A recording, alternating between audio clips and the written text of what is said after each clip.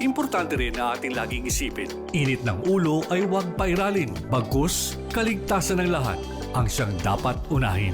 Isang mahalagang paalala mula sa Presidential Broadcast Service at Radyo Pilipinas, Radyo Publiko, 738. This is a public service announcement. From PBS, Presidential Broadcast Service at Radyo Pilipinas, Radyo Publiko, 738. Paano nga ba mag-register para magkaroon ng schedule sa Bagong Pilipinas Presidential Action Center? Narito ang mga dapat gawin. Gamit ang iyong mobile device, pumunta sa eGovPH app. Pwede itong i-download mula sa Apple App Store o sa Google Play Store. Gumawa ng account. Ilagay ang email address, valid mobile number, pagkatapos ay makakatanggap ka ng one-time code sa iyong email. Gamitin ang code sa eGov app para sa verification ng iyong account at ng mga impormasyong ibinigay. Congratulations! Meron ka ng eGovPH app account. Pwede mo na ma-access ang iba't ibang serbisyo ng gobyerno kabilang ang mga serbisyo sa Bagong Pilipinas Presidential Action Center. Ito ang Presidential Broadcast Service. Radyo Pilipinas. Radyo Publiko Ng Bagong Pilipinas para sa Bagong Pilipino. Naghahatid ng mahahalagang balita at impormasyon na guugnay ng pamahalaan sa sambayanan. Tulay sa himpapawid ng serbisyo publiko. Radyo Pilipinas. Radyo Publiko. Ang boses ng Pangulo. Sa Mega Manila, 738. Radyo Pilipinas. Radyo Publiko. Oras natin, 6 na minuto makalipas ang alas 3 ng hapon. Tahanan ng OFW. Handog ng Department of Migrant Workers at Radyo Pilipinas, Radyo Publiko. Programang maghahatid ng impormasyon sa mga polisiya, programa at mga hakbang ng DMW para sa kapakanan ng ating mga OFWs at kanilang pamilya. Tahanan ng OFW. Programang hatid ay agarang serbisyo publiko para sa bagong bayani ng bayan, para sa bagong Pilipinas. Tahanan ng OFW ng Department of Migrant Workers. Dito sa Radyo Pilipinas, Radyo Publiko.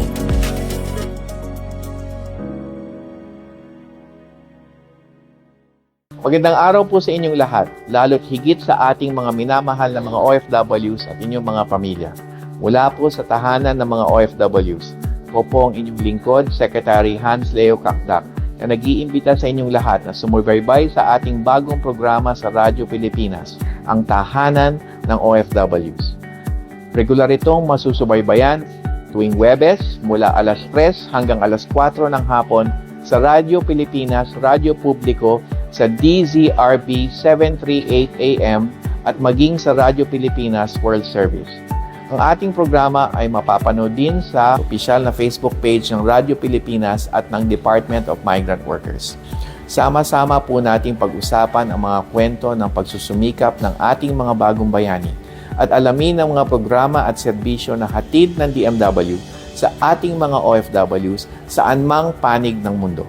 Bukas po ang tahanan ng OFW sa ating lahat. Kaya't halina't tutukan at sama-sama nating ipagmalaki sa mundo ang ating mga bagong bayani sa ating bagong Pilipinas. Maraming salamat po. Ayan, narito naman muli ang tahanan ng OFW. Ay isang magandang hapon po mga kababayan nating mga OFW. Saan man kayo po naroroon man, saan man kayong sulok ng mundo. At ngayon po ay September 18, 2025 at patuloy na nihatid ang mga balita, serbisyo at programang inilaan para sa ating mga bagong bayani. Ako po ang inyong lingkod, si Charles Tabo ng Land-Based OFW Concern at of course, hindi lang po ang pagbabalik ko, ang pagbabalik din ng ating kasama, partner, si partner Roland Blanco. Magandang hapon, Dear Charles. Isang pagbati po sa ating duguhang programa para sa ating mga mahal na OFWs. Nagbabalik po ang inyong lingkod, Roland Blanco ng Land-Based OFW Concerns. Hello sa ating mga kababayang OFW sa amang sulok ng mundo. Yes, partner, parang kailan lang, no? Pang 35 na ano na natin ito, pang 35 na episode na natin ito at ito na yung ating second season, no? Parang kailan lang pero pang 35 na natin to kaya tuloy-tuloy pa ang pagsusubaybay ng ating mga OFW para sa mga programang nalalaan para sa inyo. Correct. Ika-35 episode na tayo ngayong hapon pero tuloy-tuloy pa rin ang serbisyo ng DMW. Kasalukuyan po nating ipinagdiriwang ang Maritime and Archipelagic Nation Awareness Month 2025, isang pagpupugay sa ating mga migranteng manggagawa at marino na patuloy na nagpapakita ng husay, tatag at dedikasyon. Ating kinikilala ang kanilang sakripisyo sa bawat paglalayag at pagtatrabaho sa kabila ng hirap habang malayo sa kanilang pamilya. Kaakibat nito ang pangako ng proteksyon, oportunidad at dignidad sa temang nagkakaisang kapuluan, panatag na karagatan. Mabuhay ang ating mga kababayang marinong Pilipino.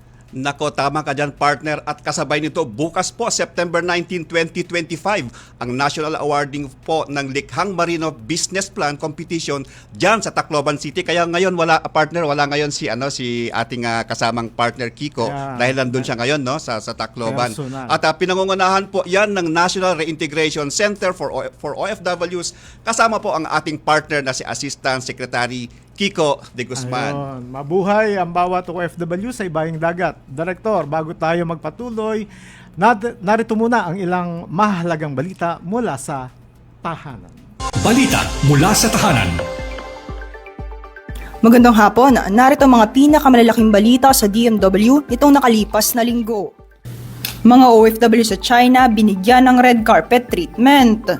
Red carpet treatment, hindi red tape ang ibinigay ng Department of Migrant Workers sa mga overseas Filipino workers sa China sa katatapos ng Bagong Bayani ng Mundo OFW Serbisyo Caravan sa Shanghai nitong September 13 at 14. Katuwang ang Philippine Consulate General sa Shanghai, muling nagsama-sama ang mga hensya ng pamahalaan sa pagbibigay ng serbisyo at programa sa ikawalong leg ng serbisyo caravans na layong ilapit ang gobyerno sa mga OFW sa anumang panig ng mundo. Yan ay tagubili ni Pangulong Ferdinand R. Marcos Jr. Dinagsa ng mga OFW sa China ang caravan at sinamantala ang mga serbisyo, kabilang na ang pagguha o renewal ng OWA card, membership enrollment, pag-update sa kanilang mga dokumento at maging kanilang kaanak at pagpapalista sa National ID Registration. Ipinagmalaki naman ni Secretary Hans Leo Kakdak ang pagkakasama ng DMW sa e-Servicio Hub sa loob ng eGov.ph app ng Department of Information and Communication Technology o DICT. Sa kasalukuyan, nasa pilot testing pa lamang ang DMW sa OFW documentation sa naturang app na layo na maging online na ito at hindi na kailangan personal na magtungo sa DMW o iba pang opisina ng departamento. Mula sa mga OFW sa China,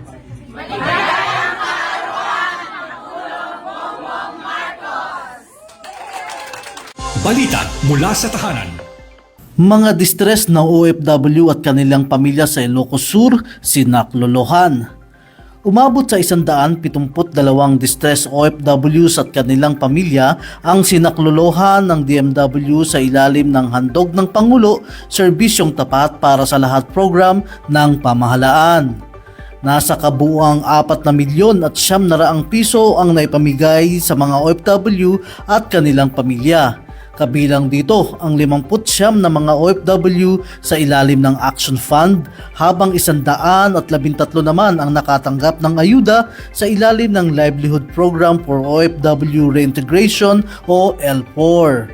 Bukod dito, libo-libo ring residente ng Ilocos Sur ang nakatanggap ng ayuda, kabilang ang pamamahagi ng punla mula sa DNR, serbisyo mula sa Department of Agriculture, livelihood assistance ng DOLE, TESDA trainings, PhilHealth Yakap program, kasama pa ang diskwento karaban at kadiwa para sa higit na murang mga bilihin. Ang inisyatibo ay mula sa Office of the President at pinangunahan ni DMW Secretary Hans Leo J. Kakdak kasama si Undersecretary Bernard P. Olalia at Ilocos Sur Governor Jeremias Singson. Balita mula sa tahanan. At kami ang inyong mga naging tagapagbalita. Ako si Danilo Garcia. At ako naman si Angel Neliasca para sa tahanan ng OFW, Radyo Pilipinas, Radyo Publiko. At yan po ang balita mula sa tahanan. Pero bago nating ipakilala ang aking bisita ngayong araw, karagdagang update po mula sa ating tahanan. Bali, nagsagawa po ang Migrant Workers Office or MW Qatar ng 2 araw na skill-enhanced training para sa mga 150 well-desk officers or WEDO mula sa iba-ibang recruitment agencies noong September 12 to 13, 2025 sa Doha, Qatar. At pinangunahan ito ni na Ambassador Mardomel Celso D. Melicor, Labor Attaché Edward C. Ferrer at DMW Undersecretary Jainal T. Rasul Jr. Samantala, noong September 13, dumalo si DMW Undersecretary Felicitas Bay sa kauna-unahang Pilipinska Barrio Fiesta sa Czech Republic sa Hustivarska Preara na nagtipon na mahigit 3,000 Filipinos mula sa iba-ibang bahagi ng bansa at karatig bansa nito. Matapos nito, nakibahagi rin siya sa pagtitipon ng Filipino community na inorganisa ng OWA, katuwang ang Philippine Embassy, Warsaw at MWO Prague. Sa kanyang pagbisita, pinag-usapan ng pagbubukas sa Migrant Workers Office o MWO sa Poland at pagbabahagi ng 24/7 mobile hotline ng MWO Prague para sa agarang tulong sa OFWs. At ngayon naman sa mga mainit na balita, tungkol naman ito sa balikbayan updates, no? At naibalik at naihatid na mismo sa mga tahanan ng mga pamilya sa Region 9 ang basulta ng mga balikbayan box na nadamay sa scam at peking forwarders. Bukod sa 30,000 pesos tulong pinansyal mula sa DMW Action Fund, ang tulong ng DMW at Bureau of Customs mahigit 9,900 kahon na ang naibalik mula sa 2023. Kabilang ang 2,500 kahon na dumating nitong Mayo 2025 sa Davao, kung saan 362 na para sa Region 9 at Basulta. At paalala po sa mga OFW ay nakipag-transaction lamang ito, pare ko, no? Ang dapat talaga lagi-lagi natin itong binibigyan ng guidance ang ating mga OFW na makipag-transaction lamang sa mga licensed at accredited forwarders at agad i-report ang mga kung meron man kayong makita, partner. Correct. Samantala, narito at panoorin natin ang isang OFW na LPOR beneficiary na nagpahayag ng pasasalamat at pagbati sa nagdaang kaarawan ng ating mahal na Pangulo Ferdinand Marcos Jr. sa naganap na handog ng Pangulo, serbisyong sapat para sa lahat. Ako po si Jane Villanueva, tubong Santiago, Oloro Norte. Ako po isang OFW ng Singapore. 18 years na po kong nagtrabaho doon. Pero sa kasamang palad po, ako ay na-terminate. So, pero pag nung umuwi ako dito sa Pilipinas, maano akong inassist ng DMW para sa livelihood. Ito ay malaking tulong po sa akin dahil isa na po akong single parent. Malaki itong tulong na pangkabuhayan o start ko na naman dito sa Pilipinas.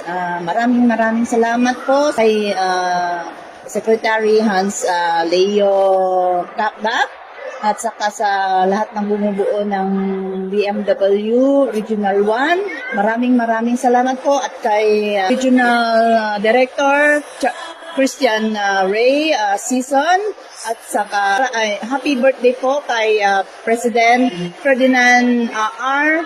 Marcos Jr. Happy birthday po. Long life po. Maraming salamat. Thank you po. Bye-bye. Ayan po ang ating pagbati mula sa kaarawan ng ating mahal na Pangulo. Ngayon po, partner, ay meron po tayong bisita. Dumako po tayo sa ating bisita at narito at handang-handa ng magpakilala po. Yan po ang ating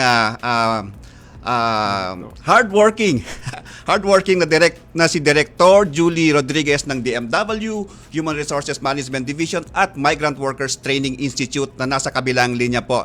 Director Julie, magandang hapon po sa inyo. Bati naman po kayo muna. Magandang hapon po sa inyo, Director Charles at Sir Roland.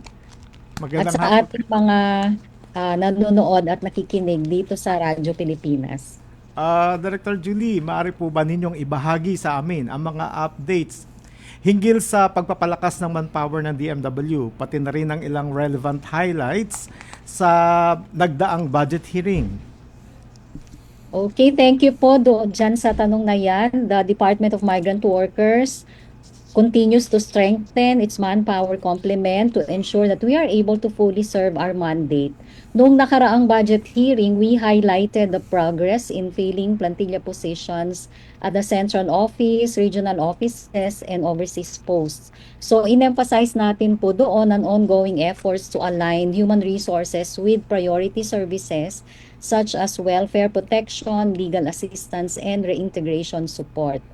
The completion of our personnel in regional offices is also part of our strategy to bring services closer to our migrant workers and their families. So sa kasalukuyan po, we have 1,429 field positions out of the 1,939 authorized positions by the DBM. So meron pa tayong 510 na kailangang i-fill up, pero 300 lamang po doon ang pwede pa nating i-fill hanggang sa katapusan ng taon dahil meron tayong mga residuals na hindi pwede pang fill upan dahil hinaantay pa natin ang validation ng appointments ng mga na-promote. But even so, we are trying our best to fill all positions po para mas strengthen ang capacity ng mga opisina natin, especially at the regional offices, para mas mapagsilbihan po natin ang ating mga OFWs at ang kanilang mga pamilya. We also continue to provide learning and development interventions to equip our human resources with the right skills and to enhance their competency so that they can effectively perform their functions and better serve our OFWs. Ayan po si Director Jules. Director Julie, tuloy-tuloy ang paglalapit ng serbisyo sa ating mga kababayan abroad. Hindi lamang sa abroad, no, dito rin sa Pilipinas. So mga ilan na ang mga naisagawang bagong bayani ng mundo, yung OFW Service Caravan at saan-saan na po ito. Baka pwede naman kayo makapagbigay ng datos o number ng transaction ng ating mga naibahagi na po, Director. Okay, sa mga nakaraang buwan po, no, kami ay nakapag-hold na ng mga, ang tawag po natin dyan ay bagong bayani ng mundo, OFW Serbisyo Caravan. Ayan. So, as of today po, nakapag-conduct na kami ng 8 caravans, no, sa iba't ibang bansa around the world kung saan naroon ang ating mga kababayan. So, kami po ay nakapunta na sa Hong Kong, sa Riyadh, sa Osaka, sa Japan, Doha, Dubai, Jeddah, Al-Khobar, at ang pinaka fresh pa lang, no, kakadating pa lang nila from Shanghai, China. So as of today, we have successfully conducted 8 caravans at nakapagsilbi na sa 13,130 OFWs na nakakumpleto ng 35,299 transactions na nagsanib puwersa po, no, ang lahat ng mga agencies na kasama namin katulad ng MWO natin abroad, ang Migrant Workers Office, in collaboration with the Philippine Embassy or Philippine Consulate General kung nasaan po ang bansang pinupuntahan namin. Kasama natin syempre ang OWA at lagi pong kasama din ang PSA. Dahil sa PhilSys, tuwang-tuwa po ang ating mga kababayan abroad dahil buong pamilya po nila ay nakakakuha na ng national ID because of this PhilSys of the PSA na kasama natin. We are also joined by SSS, PhilHealth, Pag-ibig, Land Bank and OF Bank, ang Public Attorney's Office, Professional Regulation Commission, LTO, DSWD, DTI, DICT, sumali din ng Department of Agriculture, ang Commission of Filipinos Overseas, at meron ding isang NGO na sumalit na sa atin na yan ay Love Yourself. Itong caravans na po ito ay nakapag-reach na, no, ng thousands of beneficiaries and provided tens of thousands of transactions ranging from contract verification, OWA membership, legal consultations, and essential frontline services from our partner agencies. Itong serbisyo caravan po na ito, na alinsunod na din naman po ito sa direktiba ng ating mahal na Pangulong Bongbong Marcos, it embodies our whole of government approach, bringing together partner agencies to deliver a one-stop shop of services Ayan. that Magandang balita respond po. to the needs of our OFWs and their families.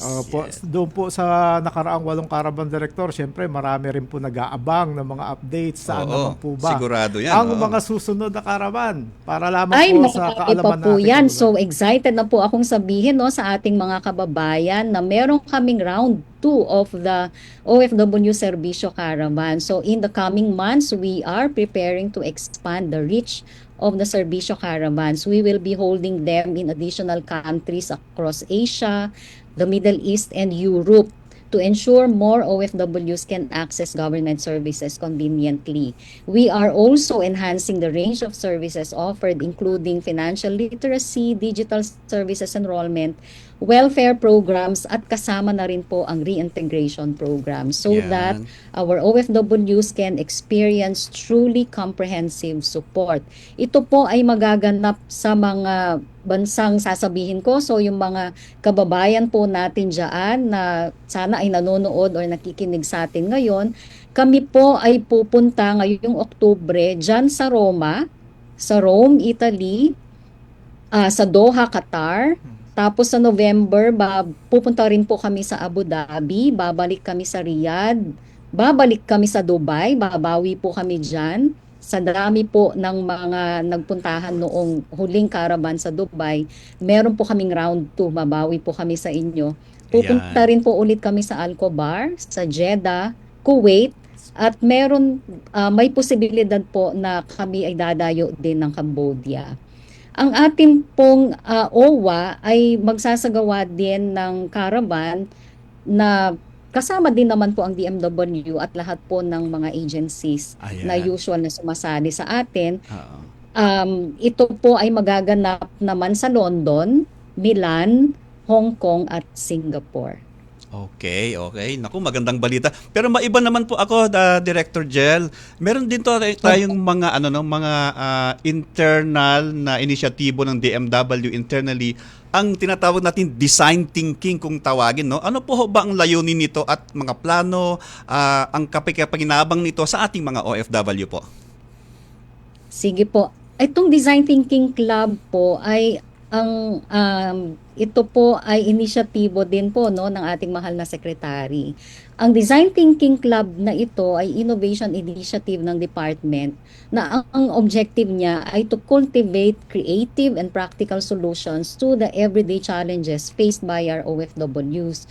So sa kagustuhan po natin na ma-improve ang ating mga proseso, mga sistema para mas mapadali ang pagbibigay ng serbisyo natin sa ating mga OFWs, nilaunch po natin itong Design Thinking Club na tinawag po naming The Tahanan Thinkers. Ayan. So ito po ay para ma-ensure ang greater convenience for our OFWs para sa more efficient operations and more efficient transactions. So ang Design Thinking Club po na ito ay platform designed to tap into the creative and innovative potentials of younger generations. Alam nyo ba, ang miyembro po ng Design Thinking Club ay ating millennials and Gen Zs sa DMW. So, because we recognize them as digital natives, they are technologically savvy, adept with the use of social media platforms, and are considered agents of innovation. So yung kanilang unique, fresh perspectives can significantly contribute to policy design, service delivery, and organizational development.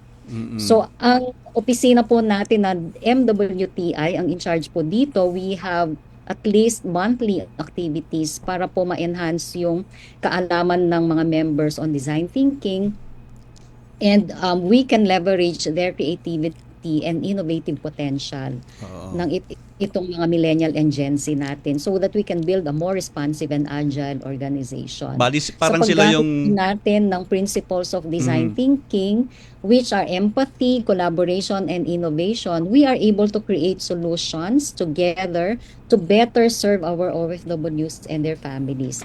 Ayun na This nga po. does not only benefit the department in terms of better policies and services, but more importantly, it ensures that our OFWs and their unique situations are considered po in program development. Tama po. Dahil ang ating Gen Z ang mga susunod sa yapak ng ating mga senior officials ngayon. And, Director, Dahil any sila po announcement ang future na po ng DMW. They are our future leaders. Yes, po. tama po Any kayo annou- dyan, Director. Yeah, and announcement po, Director, sa future plans for the development and message na rin po sa ating mga tagapakinig, lalo sa mga OFWs. Thank you po. As we move forward, the DMW remains steadfast in its commitment to protect and empower our migrant workers. We will continue expanding our digital platforms to make services faster and more accessible, strengthening our welfare programs, and ensuring that our people in the field, both here and abroad, are fully equipped to assist. So sa mga mahal po naming OFWs, we would like to say you are at the heart of what we do. Your sacrifices and contributions to our country do not go unnoticed. And we will continue to be your partner in securing a better and safer future for you and your families. So maraming salamat po. The Department of Migrant Workers is here for you, and we will keep working to make government services truly responsive to the needs of our modern day heroes. Kayo po yon ng aming mahal na OFWs. Ayan, Thank maraming salamat po sa napakaganda pag-usapan po, lalo na po yung design thinking po na talagang binibigyan na ngayon ng pansin yung ating mga next gen pa. Sila daw yung director ang susunod sa yapak yung mga kasalukuyan po na na nagtatrabaho po sa departamento po. Maraming pong salamat po, Director. Mabuhay po kayo. Maraming salamat po. Yeah, at Po. thank you. At maraming salamat. Napakinggan po natin si Director Julie Rodriguez ng ACE-RMS at Department of Migrant Workers Training Institute. May ilang paalala lamang po at sa aming pagbabalik, kwento ng pag-asa at kalingas ang inyong mapapakinggan, manatiling nakatutok lamang dito sa tahanan ng OFW. Itinuloy na po natin ang zero balance billing. Libre po. Ibig sabihin, ang serbisyo sa basic accommodation sa ating mga DOH na ospital, wala nang babayaran ang pasyente. Po, ang dami pong challenge, hindi po namin alam kung saan namin kukunin, ganon, nag-iisip kung paano namin mababayaran. Siyempre po, masaya, super saya po dahil na zero billing po kami. Opo, malaking po talaga, malaking tulong po. Mabilis lang din po. Bayad na ang bill ninyo. Uulitin ko, wala nang kailangan bayaran ng pasyente basta sa DOH Hospital dahil bayad na po ang bill ninyo. Naiyak ako kasi sobrang saya. Maraming salamat po, Mr. President Bongbong Marcos Jr. Hindi kami nagkamali ng taong ihinalal.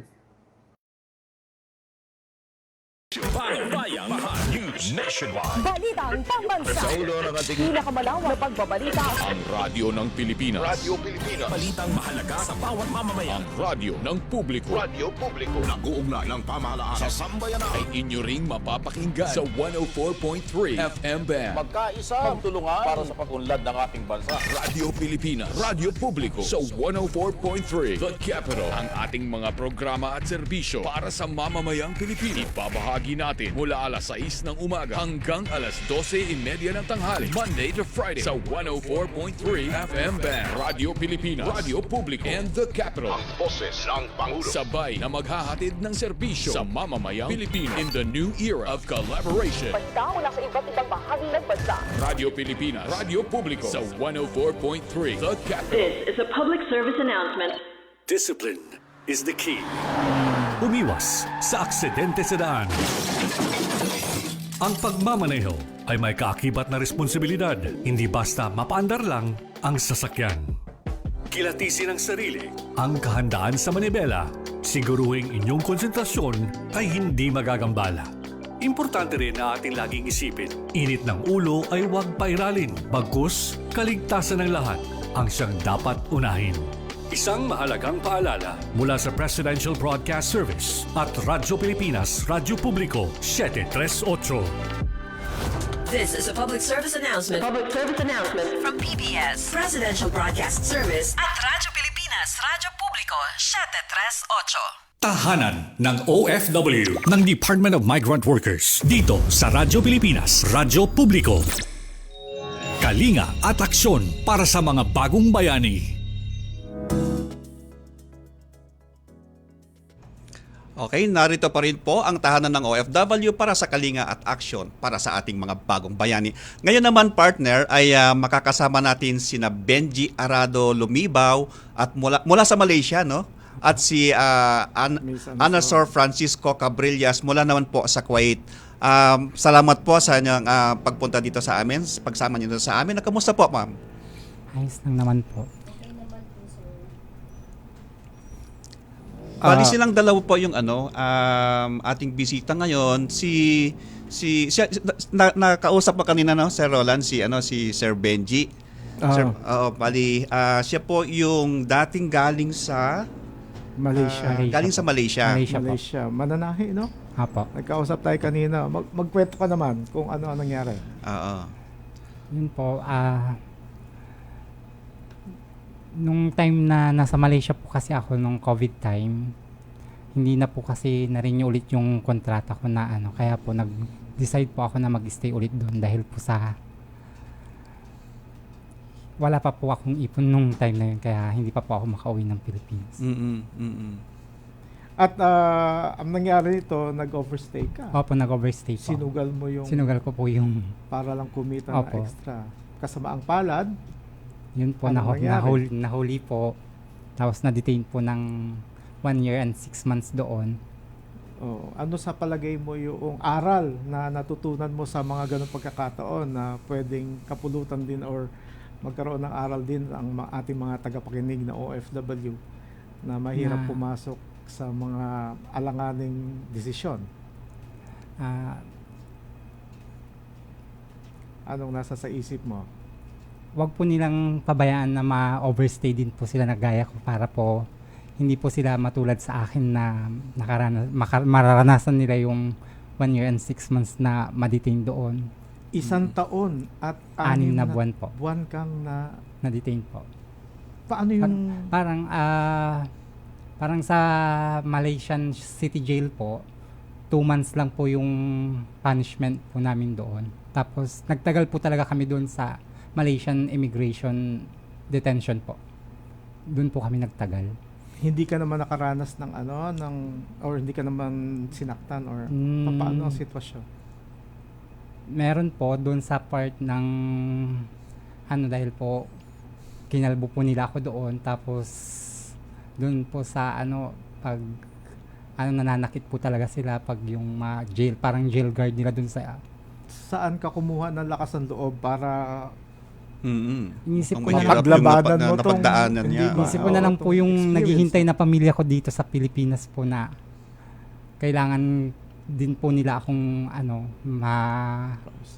makausap at makita ulit para magkakasama po ulit kami. Yun na lang po lagi ko pong iniisip doon.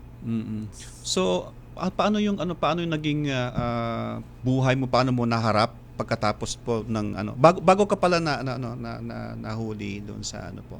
Ano yung mga pagsubok na iyong mga nadarama mo na iyong dumating sa iyong buhay po? Nung bago po ako mahuli. Yung mga time po na yun na tawag yung mama ko na pinapauwi na ako kahit na wala daw akong ipon, basta umuwi daw ako, basta ang importante ligtas daw akong makauwi sa Pilipinas. Pero hindi ko po kasi siya pinakinggan nung time na dahil nga still po, mother knows best, diba? Lagi natin ating mga magulang at sila talaga nagsasabi ng ikabubuti ng iyong kalagayan. Si Ma'am Ana naman, kayo po ay galing ng sa Kuwait po, sir. Sa Kuwait. Kwento po ninyo kung ano naman yung nangyari sa inyo, Ma'am. Ako naman, sir, may problema po yung physical kasi bumalik ako, nakadalawang taon ako, tapos nakabalik ako ng last year, pang recontract ko yon. Pero ang nangyari kasi yung sa sobrang, yung overwork, tapos yung tulog ko, 4 na oras, 5 oras lang talaga sa araw-araw. Matutulog kami ng 1:00, mga 2:00 na ng madaling araw, gigising na naman ako ng 6:00 dahil maghahanda ng pagkain ng mga bata. Tapos yun na, maghapon na ulit yun, ganun ang trabaho ko. Kaya siguro yung katawan ko, sumakit na yung mga tuhod ko sa sobrang haba ng oras ng trabaho, at saka yung dito sa lumbar ko, nagkaroon ako ng pain. Palagay ko, partner, pwede rin nating itanong kung, ang mga, tayo ay under contract eh. Opo. Hindi mo ba nararamdaman na kapag halimbawang pinagtrabaho ka ng sobra-sobra sa oras, yun ay paglabag na sa kontratang pinirmahan mo? Ang iniisip ko kasi, sir, na matapos ko lang yung kontrata ko. Pero dahil bumigay naman yung katawan ko, kaya nag-decide ako na umuwi. Nandoon na nga tayo, pero ito ba ay isinangguni mo, ipinag-usapan mo between you at saka yung iyong employer? Sinabi mo ba na hindi na tama to? Sobra na sa oras ang pagtatrabaho ko. Sinabi ko yan, sir, palagi kong ino-open sa kanya yan. Pero dahil yung mga ugali nila, talagang trabaho lang sila. Wala silang konsiderasyon kung nagugutom ka, kung naanto ka na, kung pagod ka na. Ganun ang ugali nila. Kumusta Kahit na po? sino mga OFW po, natanungin nyo na nasa loob ng bahay, ganun talaga ang ugali nila. Kumusta na po yung pakiramdam nyo na, lalo na yung sa back pain nyo po, sa knee? Ngayon po, nagpapatherapy ako. Oo.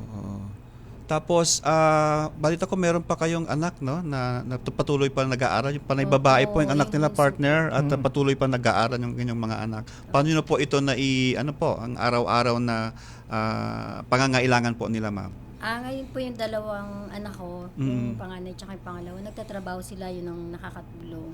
Tapos yung bunso ko, hindi naman masyadong dahil meron siyang scholarship. Opo. So ano pong plano nyo ngayon? Nakapagkwentuhan na tayo nung isang linggo, naalala kita. Opo, May nabanggit ka na babalik ka uli magtrabaho. Kasi ibang amo naman yun, sir, yung unang-una kong amo ang kukuha ulit sa akin. Pero partner, ang nabalitaan ko rito, ang magandang balita, alam mo bang napakahusay niya magluto ng mga Arabic food? Nako, yan yung mga skills na bihira, ano? Kasi galing kami sa Saudi Arabia, so yun yung mga namimiss namin. Saka bihira ang na yan. So pag yan ay napagpatuloy mo, partner, no? Na skill dito sa Pilipinas, magandang yan. Baka nga DMW pa makatulong. Ipopromote ka namin sa opisina namin, at ito ay isang masarap na pagkain na pwede naming i-offer, at dito ka na lang. Oo. Kasi napaka-bihira ang nakakaalam niyan, partner. Yung pagluluto ng niyan. Pwedeng gawing business yan, Nay. Pwedeng gawing business yan. Hindi pa pumasok sa isip niyo pwede na gawing business po yan, Nay? Kung hindi inopen ni Sir Roland. Pero kasi ako, nakapokus lang talaga sa trabaho, pero hindi ko iniisip na mag-business. Ang isip ko po kasi, fixed income. Hindi ko iniisip na meron din akong fixed income dyan sa business na yan. Correct. Nasa iyo yung skill, nasa iyo yung talento, magluto. At saka hindi lang kabsa. Biryani, marunong siya. Nagutom tuloy ako, partner, sa pinapaalala mong pagkain natin doon sa Saudi Arabia. Maiba naman ako, Sir Benji. Ano naman ang pinagkakaabalahan mo ngayon pa? Ngayon po, nag-home service po, gaya po ng hair rebanded. Okay. Nagre-reband, So yun yung mga skills, partner, no, na hanggang sa Pilipinas na ipagpapatuloy nila. Correct. Yung trabaho niya rin sa Malaysia kasi nananahi siya sa Malaysia eh. So kung ano man yung makukuhang tulong sa action fund natin maya lamang, makakatulong talaga ng malaki. Pwede ka sigurong bumili rin ng makina. Pwede rin para po. baka pagsimula. Pero nabanggit mo nga yung magulang ay bibigyan mo rin ng hanap buhay. Hanap buhay po para ano yon? Vegetable Magtitinda po sila ng gulay po. Sa Pangasinan sa Ordaneta. Yun ang bagsakan ng gulay So malaking tulong talaga kung ano man yung action fund or maitutulong natin sa kanila, talagang makakapagsimula sila rito. Opo, malaking Ma'am tulong Ana, po talagang di-discourage kita, wag ka nang bumalik. Salamat, sir. Masayaman ka dito. Oo. Nay, Di ba may mga anak ka pang pinapaaral? So isa yun sa mga gusto mong makamit mula nung ikaw ay pumunta ng Kuwait. So sa kasamang palad, medyo nagkaroon po tayo ng problema. Kayo po umuwi. Mayroon ba kayong mensahe po sa ating anak po na nag-aaral pa lang po ngayon? Sa anak ko, Andrea Rebecca po kasi pangalan. Sana anak, tapusin mo. Alam ko naman sir, tiwala ako na talagang mahilig siyang mag-aral. Tsaka mataas yung grades niya, kaya tiwala ako na makagraduate siya. At focus lang anak, kaya mo yan. Alam kong kaya mo. Ayan, ang determinasyon, pare ko ay. Bilib na rin ako dito sa lakas sa loob loob ni Ma'am Ana kasi medyo may sakit din yung kabyak niya eh. Oo. Yan ang isa pa sa kaya ako umuwi. Ito namang si Sir Benji, matibay ang loob din ito sa kanyang naranasan eh. Tuloy-tuloy pa rin ang laban ba, sir? Opo, tuloy pa rin po. Oo. Partner, meron din tayong moms and sir, meron din kaming sa tahanan ng OFW po. Meron din po kaming kontong tulong at matatanggap po na sana ito po ay makatulong din sa inyo, no? Sa inyong habang nandito kayo sa Pilipinas po. So Sir Roland po. Ito na ang DMW Action Fund financial assistance po. Ito ay proyekto ng ating Pangulo, syempre, at ito ay pinapatupad ng DMW lalo na sa mga katulad nyo nangangailangan sa inyong pagbabalik dito. Yung nga, ini-encourage namin kayo mag-stay na rito at siguro naman partner, makakatulong na malaki to. Yes, oo, lalo kay Sir Benji sa kanyang plano na magnenegosyo po. Sana po Sir Benji, ito po ay makatulong. Ito po ay isang tulong galing po sa ating Pangulong Marcos through our Department of Migrant Workers po. Sa pangunguna po ng aming kalihim na po si Secretary Hans Leo Kakdak po. Any mensahe po sa Department of Migrant Workers at sa ating Pangulo po? Sir Benji, kayo po. Maraming salamat po sa DMW. Sana po pagpatuloy nyo po ang pagtulong sa ating mga OFW. At maraming salamat din po kay President Bongbong Marcos. Ayan. Ma'am. Maraming salamat po sa bumubuo ng DMW kasi hindi po namin matatanggap itong blessing na to kung hindi po dahil sa inyong tulong sa amin. Kaya maraming salamat po sa lahat po ng bumubuo ng DMW staff. Ganon din po sa Pangulong Ferdinand Bongbong Marcos at saka sa ating Secretary na si Leo Kakdak. Maraming salamat po sa inyong lahat. Kung hindi po dahil sa inyo, hindi namin matatamasa ito. Sana po marami pa kayong matulungan ng mga kagaya naming distress worker. Opo ma'am, makakaasa po kanyan mo sa pangunguna po ng aming kalihim po na talagang hardworking po yan ay tuloy-tuloy po ang aming serbisyo sa ating mga OFW saan man sila sulok ng mundo po. Makakaasa po kayo. Ayan lang po ay isang maliit lang na panimula, no, partner, no? Panimula nila para habang nandito kayo sa Pilipinas po. Scott, kung meron pa kayong mga ibang assistance or mga gusto nyong imungkahi po sa departamento, ay bukas po ang ating tahanan. Ito po ay tahanan ng lahat po ng OFW kasama na po ang kanilang pamilya. Patuloy po tayo makapaglaban sa buhay at sa tulong po ng Panginoon, walang imposible. Yes, kaya laban lang po ha. Laban. Lakas ng loob at ipagpatuloy mo po yung inyong mga plano dahil sa mga natanggap niyo pang action plan sa araw na ito. At yan po ang ating panayam kina Benji Arado Lumibaw at Miss Anasor Francisco Cabrillas. Yes, at inaanyahan po ang lahat na makiisa po. Meron tayong announcement, pare Koy. At inaanyahan po ang lahat na makiisa sa ika-4 na blood donation drive na gaganapin sa October 23. That is next week, no? 2023, 2025. At magsasagawa ng bloodletting activity sa 2 lugar. Una po sa OFW Hospital, doon po sa 2nd floor, Refuge Area, San Fernando, Pampanga. At sa ating Department of Migrant Workers Central Office, dyan lang po sa Mandaluyong. Ay, tika muna, sa next month po ito, next month po ito. Next month po ito. So, bloodletting po yan, sa dalawang lugar po yan. Dyan sa OFW Hospital at dyan po sa ating Department of Migrant Workers, dyan sa Mandaluyong po. Yes. At ang inyong donasyon po ay talagang makakapagliligtas ng buhay para sa ating mga pasyente nga nangangailangan at para sa pre-registration po ay bibisitahin lamang po ang ating official Facebook page para sa link kung saan maaring mag-register po. At naka-flash din po ngayon sa screen ang imbitasyon maging bayani, magbigay ng dugo, magligtas ng buhay. Isang paglilinaw lamang din ho na hindi po magsasara ang OFW lounges sa NAIA Terminals 1 at saka 3, kundi papalawakin po ng DMW at OWA alinsunod sa direktiba ni Pangulong Ferdinand R. Marcos Jr. Ito po ay upang magbigay ng mas maayos at komportableng serbisyo sa ating mga modernong bayani. Magbubukas muli ang pinahusay na lounge sa NAIA Terminal 1 habang may dagdag na lounges na itatayo sa Cebu, Clark at iba pang lugar. Patuloy ding i-upgrade ang mga pasilidad at libreng serbisyo. Muli po, pinapaalalahanan ang publiko na huwag maniwala o magpakalat ng pekeng balita at kumuha lamang ng opisyal na anunsyo mula sa DMW at OWA.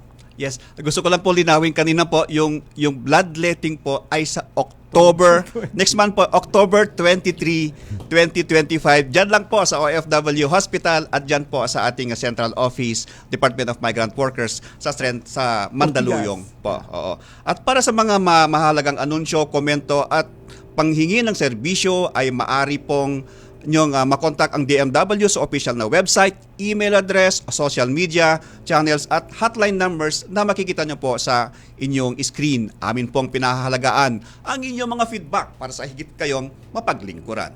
Aming inihahatid ang programang Tahanan ng OFW via Radyo Pilipinas, Radyo Publiko. Ako po muli ang inyong lingkod, Roland Blanco. Ingat po mga kababayan, lalo na ngayong panahon ng tag-ulan. Yes, pero bago tayo magtapos, partner, no? Ber na ngayon, ano? Oh. Usually kasi kami po ay mga OFW, no? So kapag ber yan, kami po ay yung nakatuon ng aming isip na makasama na namin na aming pamilya lalo na sa panahon ng Pasko. Ngayon partner, no, na pag dumadaan ka, pupunta ka sa mga malls, ay nakakarinig ka na ng Pasko, no? So ilang araw na lang po, partner, 98 days. 98 days before Christmas. So yung mga iba diyan at yung mga pauwing mga OFW, naghahanda na sila ng kanilang mga pamasko at yan po, 98 days po. Mag-start na pa tayo magbilang po ng bago mag-Christmas po. At yung pong partner, no, yung lagi nating pinapaalala sa ating mga kapwa OFWs, lalo na yung mga nagbabalak pa lang na pumunta ng abroad. Again, lagi naming pinapaalala ito na kayo lang po ay dapat ay makimungkahi kayo, usap kayo, tumawag kayo sa DMW para po kayo ay mabigyan ng guidance po. Lalo na kapag yung mag-a-apply na malaki ang sahod, visit visa ka lang muna pare ko para doon sa ibang bansa, doon mo na lang makuha. Ayan po ay red flag na po yan. Huwag niyo na po kayong maniniwala sa mga ganyang matatamis na salita na ganyong naririnig sa mga gustong mang-scam ng ating mga kapwa OFW. Iwas scammer. Yes, oo. At mag-ingat po kayo lahat. Shout out po kaya Asik Kiko na nandyan po ngayon sa Tacloban. Kita-kits po next week, Asik Kiko. At yan po, ako naman po, si Charles Tabo po ng DMW Land-Based OFW Concerns.